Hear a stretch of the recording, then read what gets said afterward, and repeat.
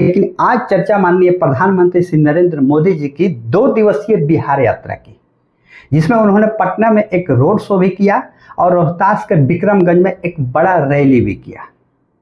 लेकिन ये जो 2 दिवसीय यात्रा है वो इस देश के 13 करोड़ सहारा पीड़ितों के लिए बड़ा ही दुर्भाग्यपूर्ण रहा है। जानते हैं क्यों? क्योंकि जिस रैली का आयोजन इस देश की आम जनता की भागीदारी के लिए होता है, उपस्थिति के लिए होता है, उसी रैली में इस देश की सहारा पीड़ितों को अगर एंट्री नहीं दिया जाता है, अंदर जाने से रोका जाता है, तो दुर्भाग्यपूर्ण नहीं तो और क्या कह सकते हैं।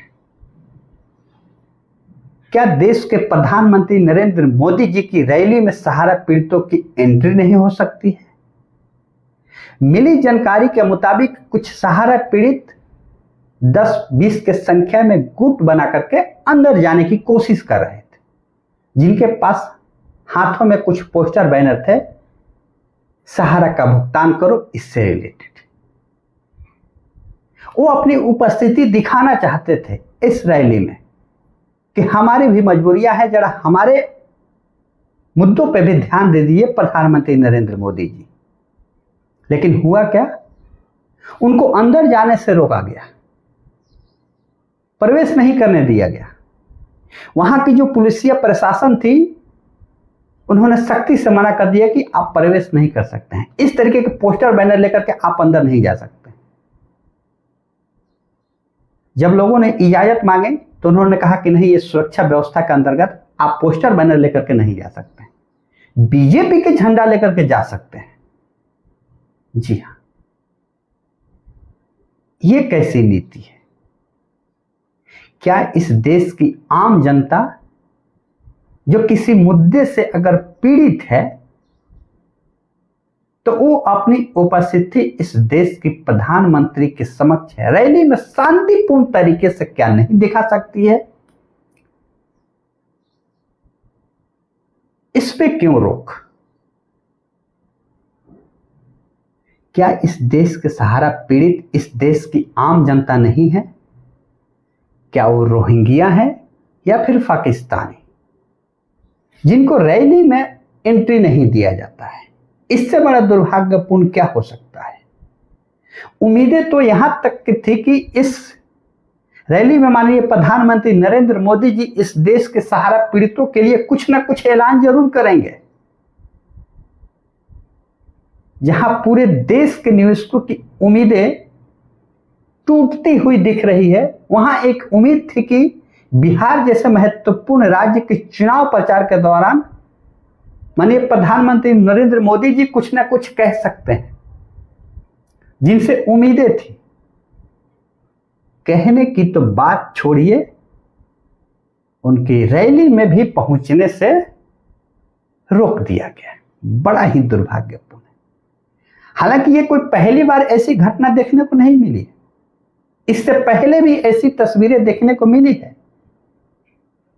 चाहे माननीय गृह मंत्री अमित शाह जी की रैली में जाने से रोका गया हो या फिर माननीय प्रधानमंत्री नरेंद्र मोदी जी की रैली में। भाई, निवेशक बंधु जो पीड़ित हैं वो अपनी उपस्थिति दिखाने की कोशिश कर रहे थे कि हम भी हैं, हम सहारा पीड़ित हैं, जरा हमारे ऊपर भी ध्यान दीजिए इस देश के प्रधानमंत्री नरेंद्र मोदी जी, जो छोटे छोटे मुद्दों को भी बहुत ही हाईलाइट करते हैं। लेकिन उनकी निगाहें इस देश के सहारा पीड़ितों के ऊपर नहीं, वोट बैंक के ऊपर ज्यादा दिखी, जहां वो तमाम उपलब्धियों को गिनाते हुए पाए गए। चाहे बिहार को जंगल राज से ऊपर लाना या फिर पाकिस्तान को मटिया मेट करना या फिर पूरे विश्व में भारत की गरिमा को बढ़ाना, सब कुछ तो सही था, ठीक है। इस देश के प्रधानमंत्री होने के नाते आपकी अपनी उपलब्धियां गिनाना जरूरी है, लेकिन जरूरी इस बात की भी है कि जहां एक बड़े स्तर पे इस देश की आबादी पीड़ित है, उस पर भी आपकी नजर जानी चाहिए। लेकिन ऐसा हुआ नहीं, जो कि बहुत ही दुर्भाग्यपूर्ण रहा है। और मैं कह रहा हूं बिहार जैसे महत्वपूर्ण राज्य की चुनाव इस देश की राजनीतिक परिदृश्य को बदलने की क्षमता रखती है। जहां एक बहुत बड़ी आबादी सहारा पीड़ितों की है। इस देश में जितनी पीड़ितों की संख्या है सहारा पीड़ितों की, उनमें से मैं मानता हूं कि 30% से ज्यादा, 30 से 40% की संख्या बिहार के पीड़ितों की बड़ी संख्या है। और इतनी बड़ी संख्या को आप इग्नोर नहीं कर सकते, ऐसे ही नहीं जायज कर सकते हैं। आपको तो देखना ही पड़ेगा। आज नहीं तो कल अगर आपने इस मुद्दे पर ध्यान नहीं दिया तो निश्चित ही इसका परिणाम आपको देखने को मिल सकता है। इस देश का सहारा पीड़ित है। वो अपनी पैसों के भुगतान हेतु लगातार हर कोशिश कर रहे हैं, अपनी उपस्थिति दिखाने की कोशिश कर रहे हैं कि हमारी भी मजबूरियां, लेकिन सरकार और सरकार का सिस्टम आंख मूंद करके बैठा हुआ है। जहां से एक उम्मीद थी वहां से भी उम्मीद धूमिल हो गया है। लेकिन मैं मानता हूं कि इंतजार का फल मीठा होता है। आज निश्चित ही मजबूरियां हैं सहारा पीड़ितों के समक्ष, लेकिन एक दिन यही मजबूरियां बड़ा हथियार बन जाएगा। इसके लिए जरा राजनीतिक पार्टियों को मैं सावधान करने की भी कोशिश करता हूं। संभल जाओ, वरना परिणाम देखने को मिलेंगे आपको। तो जो उम्मीदें थी वैसा तो हुआ नहीं। माननीय प्रधानमंत्री नरेंद्र मोदी जी ने भी, जिससे काफी कुछ उम्मीदें थी कि हो सकता है सहारा पीड़ितों के भी ऊपर उनकी निगाहें पड़े, लेकिन ऐसा हुआ नहीं। बहरहाल उम्मीद जरूर है कि आगे उनकी नजर जरूर पड़ेगा। अब हम आते हैं कि दिल्ली हाईकोर्ट के रिलेटेड जो SFIO से केस की सुनवाई होने वाली थी, उसमें क्या अपडेट आया है। जैसे कि हम आपको बता दें कि 27/5/2025 को जो केस लिस्ट था उसकी ऑर्डर कॉपी यहाँ पे आ चुका है। 27/5/2025 को ऑर्डर कॉपी ऑफिशियल वेबसाइट पे कल ही अपलोड हो गया था, लेकिन मैंने सोचा कि जब हम वीडियो बनाएंगे साथ में उसको भी मेंशन कर दें, क्योंकि उसमें बहुत कुछ है नहीं, बहुत कुछ क्या, कुछ भी नहीं है। एक तरीके से मानो तो सहारा को सहारा ही मिला, निवेशकों को और पीड़ितों को सहारा नहीं मिला, सहारा को ही सहारा मिला है। कैसे जानते हैं? क्योंकि पिछली दफा मैं देख रहा हूं कि लगभग 16-17 बार सुनवाई नहीं हुई है, और एक बार फिर से सिर्फ वही टर्म एंड कंडीशन है, सिर्फ ऑर्डर कॉपी में नेक्स्ट डेट मेंशन कर दिया गया, जैसे कि आप यहाँ पे स्क्रीन पे देख सकते हैं। मतलब सुनवाई हुआ ही नहीं, पहले की तरह चलो, और सुनवाई न होना ही सहारा को सहारा। इसीलिए मैं कह रहा हूं कि सहारा को सहारा ही मिला है, निवेशकों और पीड़ितों को कुछ नहीं मिला।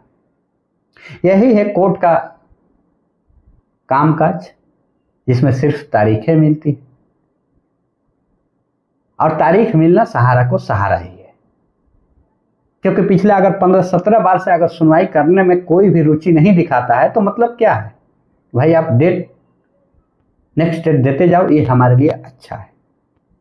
और हुआ वही, एक बार फिर से नेक्स्ट डेट यहाँ पे दे दिया गया है 16/9/2025 को। ऑर्डर में सिर्फ लिस्ट ऑन 16/9/2025 वहीं लिखा है, इसके अलावा कुछ मेंशन नहीं किया गया। मतलब कुछ इस पर सुनवाई नहीं हुआ है, सिर्फ नेक्स्ट डेट कर दिया गया, जाओ डेट लेते जाओ। यही है अदालत का कामकाज। बहरहाल अपडेट है, देना तो पड़ेगा ही, ये हमारी मजबूरी है, क्योंकि ये सारे अपडेट देने की हम जिम्मेदारी ले रखे हैं, जो लगातार आप सबकी उम्मीदें भी है हमारे चैनल से। बहरहाल तमाम मुद्दों पे हम अपनी बात पूरी गंभीरता से रख रहे हैं और आगे भी रखते रहेंगे। इसके लिए आपका सपोर्ट भी बहुत जरूरी है, ताकि हमारी आवाज़ आप सबकी आवाज़ बन करके इस देश की सरकार और सिस्टम तक पहुंचे। इसके लिए आपका सपोर्ट बेहद ही जरूरी है। और सपोर्ट कैसा? कोई चंदा वंदा नहीं, कोई स्कैनर आपको नहीं दिख रहा है स्क्रीन पे, जैसे कुछ लोग आजकल लगातार स्कैनर भी प्रोवाइड कर रहे हैं कि 150 रुपया देते जाइए। नहीं, बिल्कुल हाथ जोड़ करके रिक्वेस्ट कर रहा हूँ, ऐसा कभी भी नहीं हो सकता है। फ्री ऑफ कॉस्ट सारे अपडेट आपको इस चैनल से मिलेंगे, और आपको मोटिवेट करते हुए जब तक हम भुगतान नहीं होगा तब तक हम आपके साथ खड़े रहेंगे। सपोर्ट सिर्फ चैनल को सब्सक्राइब करना है और वीडियो को शेयर करना है, सिर्फ इतना है, इसके अलावा कुछ नहीं।